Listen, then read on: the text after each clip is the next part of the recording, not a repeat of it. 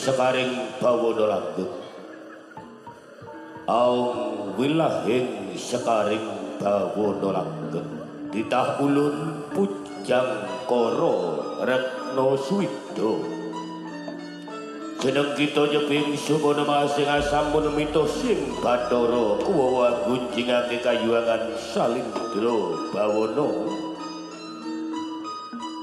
kawah condra dibuka pindha tinebur kebur jamur dipa moyang mahit didahulun pujang kala retno swida panangising batin jangka jangkanira kepengin andhar bening putra putri Sulistya ing warna kanthi sarana jeneng kita retno swida hamuja antiga blana kita ulun retno swida panyuwun kita bakal ulun pinangkati antiga blorong ingkang sira puja bakal ulun siddhikara babaring antiga blorong mara waspadakna iki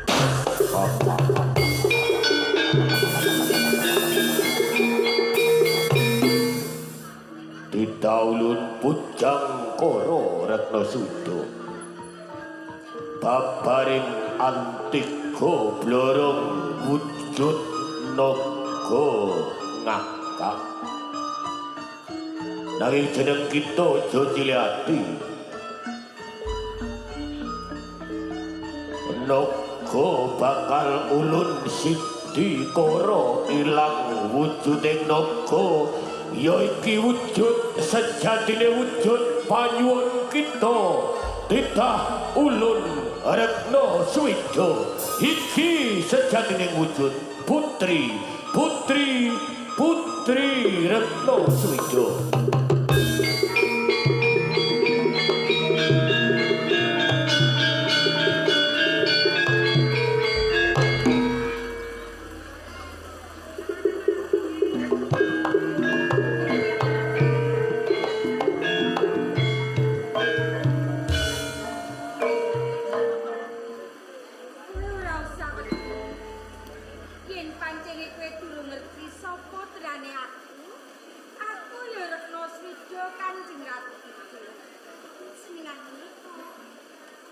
pancen aku mau sengaja nuju Antika Blora tak puja badare Antika mau kawujudan putri kang endah Sulistya ing warna ora ana liya mung sliramu mula saka kuwi rene ingsun kuwi durung kagungan putra ing papan kene sira bakal tak angkat dadi putraning ingsun lan sira kuwi durung duweni tetengen mula saka kuwi nggih sira bakal tak paringi tetengen blorong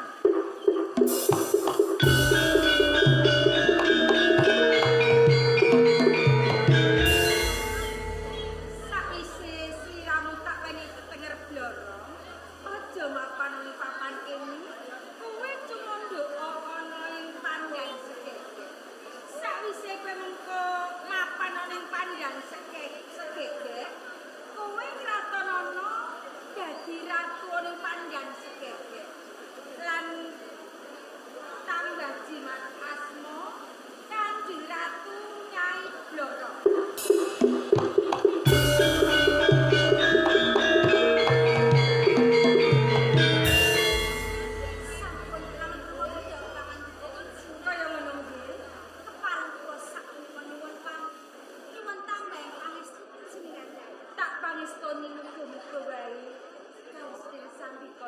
ayo jogsen mapan ning pandang sekeke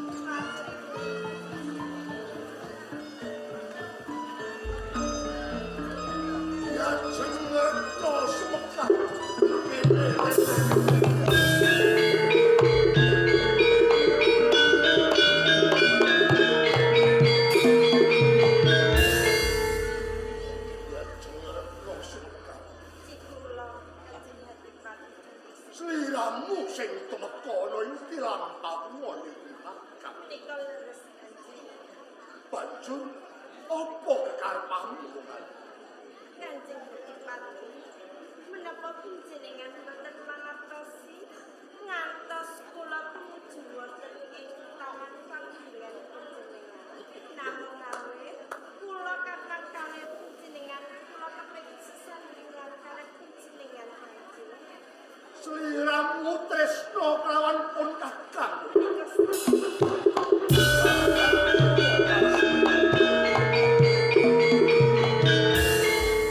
Apa pancen pangucapmu mung gelar tata lair? Apa pancen tanji jroning atimu? Kanjeng Bupati, Ya jelas kula tresna kaliyan panjenengan lair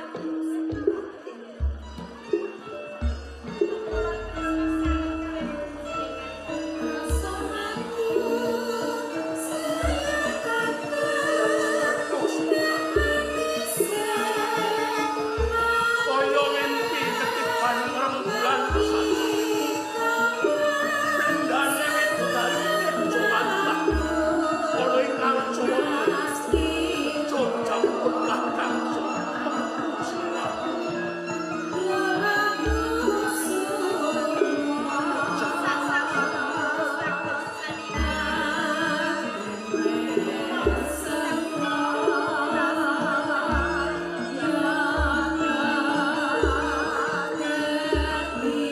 Sliramu bakal langsung ke akhir nopo karo Prameswar.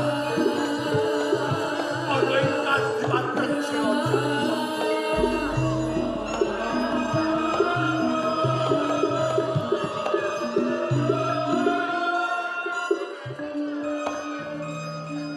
Pamintaku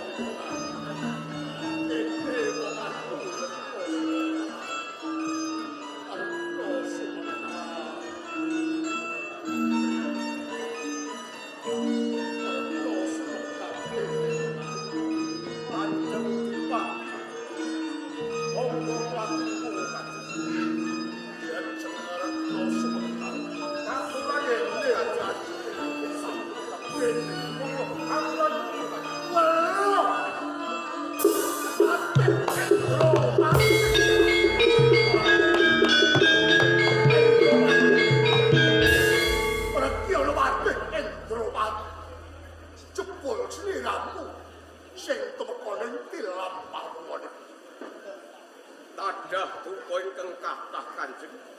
Jalaran kula sampun kumelancar mlebet wonten ing tilam pagulingan dalem. Jalaran saking jawi kula kapireng swanten geruh-geruh. Swanten kula wau boten sanes Kanjeng Dipati Candrasekti. Saya-saya Kanjeng Dipati menika nyebat wanita ingkang nami Retna Sumekar. Lajeng sinten menika Kanjeng? Retna Sumekar kuwi putri saka kraton Parangkusumo Regyalapati. Weruh ngimpi aku.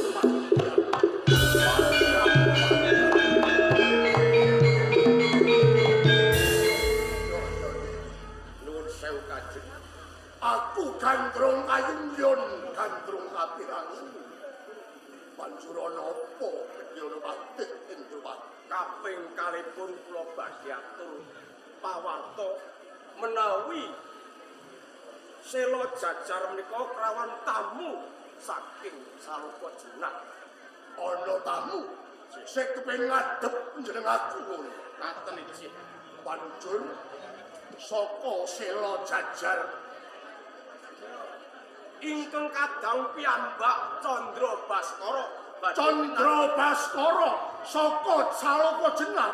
Para lenggal arepake ana ngarsa. Sendika arep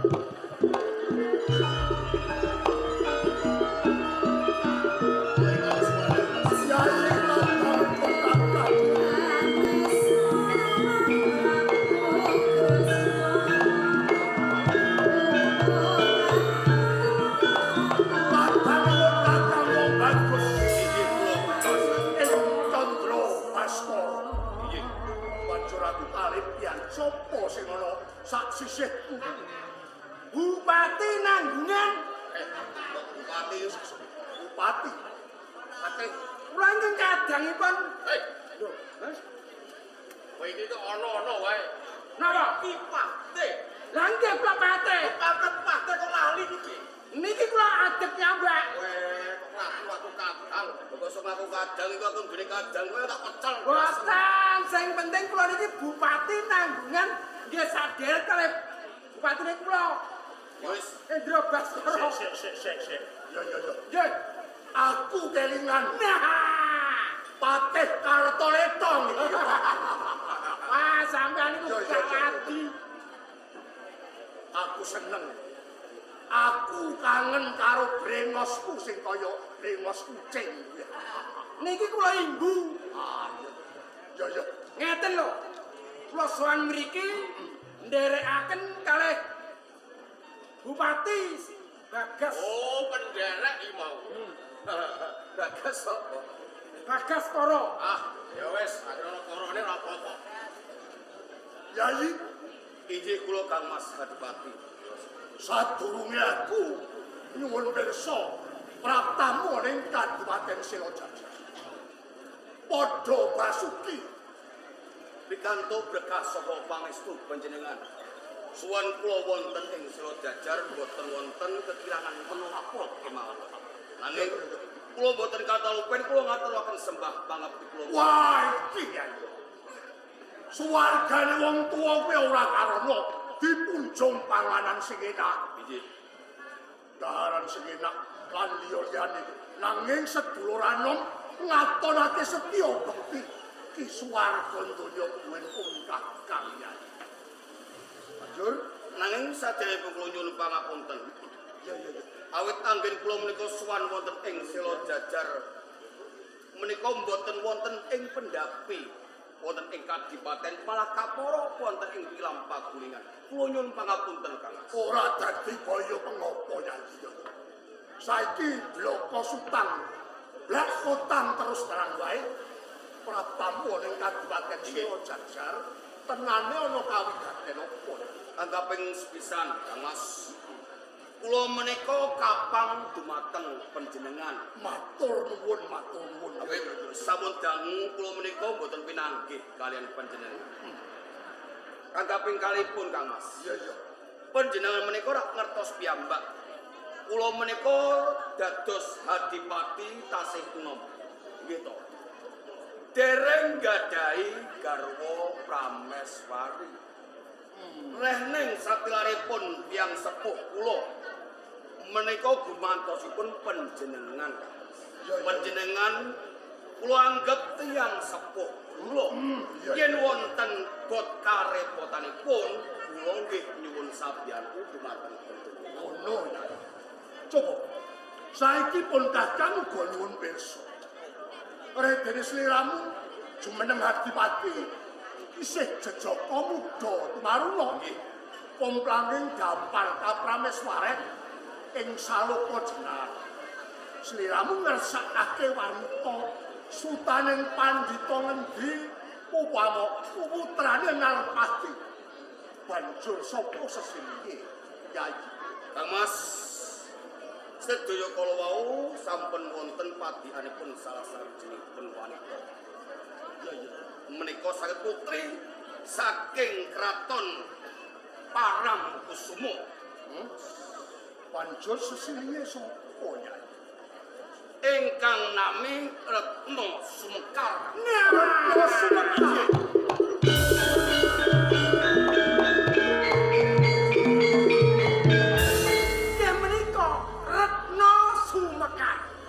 Menika ingkang dados nenging ati kula. Yai. Ngonmu matur kuwi prasaja apa pancen sengaja nyemu marang pun Kakang? Nyemu. Kula menika mboten nyemu dumateng panjenengan, Kang Mas. Sedaya kala saestu kula kepengin mundhut garwa kaliyan Retno Sumekar saking Parangkusumo. Mergo ngene ya. Lagi wae aku dibungokake lawan Negara Candrawati. Nggih. Kalamun tono ing tilam pawungon pun Kakang kuwi geruh-geruh. Ing kono aku nyebut jenenge Retno Sumekar. Teka ana ing tilam pawungon. Dheweke leladi marang pun Kakang. Pun Kakang yo uga bakal ngersakake lawan putri Retno Sumekar saka kraton Parangkusumo. Panjenengan menika nggih kepengin ngersakake putri saking Parangkusumo. Iya. Retno Sumekar. Bener ya? Kang Mas, Haji. monggo panjenengan kula penggalih. Kula menika kadang panjenengan nggih to. Kamangka Kang Mas. Kula menika nggih kepengin nayonake Retno Sumekar menika dados garwa kula. Pramila Kang Mas, kula nyuwun kanthi leganing ati panjenengan ngalahke mawon. Retno Sumekar kangge garwa kula. Janji tak sungkan banget. Pun Kakang kuwi selalu mongso. Jumeneng hati-hati ning Sila Jajar. Wis tuwa. Mongko dapar Kaprameswaren komplang. Kaum wanita padha nangis. Boyo kapan aku ngersakake Prameswari? Kula Yayi, sliramu golek wanita liyane Retno Sumekar. Nyuwun bondo donya pira cacahe bakal tak paringi. Nyuwun apa wae titian bakal tak paringi ya. Kang Mas Hadbat perkawis bondo donya lan titian. Kula kinten wonten ing kabupaten kula menika sampun jangkap. Kang Mas, kula ngertos. Yen panjenengan menika dados adipati dereng gadahi garwa Prameswari. Nanging Kang Mas, Angin kepiye? panjenengan menika sampun kula anggap tiyang sepuh kula.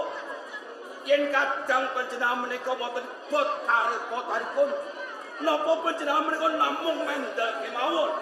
Kamangka kula menika kepengin duweni garwa Prameswari saking Parangkusumo. Cukup, Yayi. Seliramu tak suwun supaya ngalah. Pun Kakang sing ngersakake kawan putri ana ing Parangkusumo. Niki sampun dados mantepan kula, sesanti kula. Yen kula menika boten kelamban mundhut garwa saking kraton Parangkusumo. kula entengake pati kula. Kae tak kadang ora patut dibeci. Kiai